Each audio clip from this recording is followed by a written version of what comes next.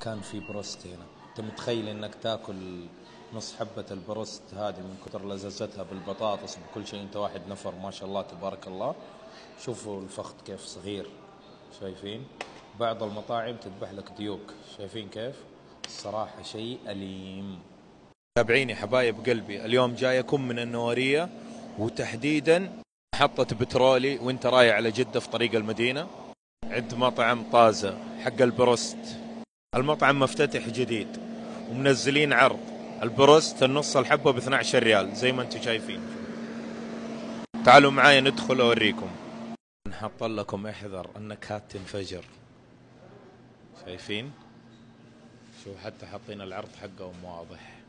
طبعا النص الحبة عندهم ب19 ومع الافتتاح ب15. عشان تاخذوا محلي يسلموك الطبق زي كذا.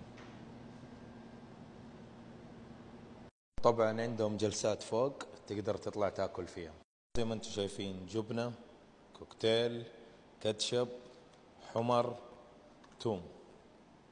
طبق البروست لك بعد ما فكينا الجبنة والثوم نجي نحط فوق الكاتشب فوق الثوم. تفك الثوم إذا ما في أحد يساعدك تقدر بنفسك أهو، أنت تصور كده ثوم. تفك خرطوش الكوكتيل تحط كده أهو، وتيجي تاخذ لك رجل. أنا أحب الفخذ ده. بسم الله. غرقها كده لازم في توم كاتشب. وتعالوا نشوف. بسم الله.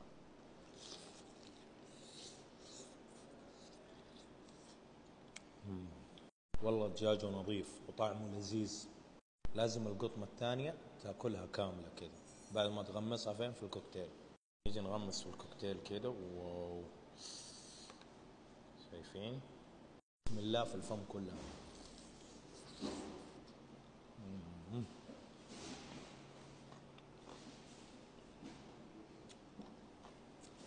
وربي خطير ويقرمش.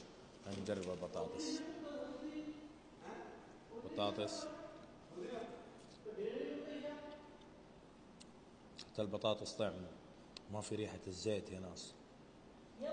القديم ما شاء الله باين يسوي بشغل جديد وزيت جديد. تعالوا جربوا وحطوا لي رأيكم في التعليقات. تشاو.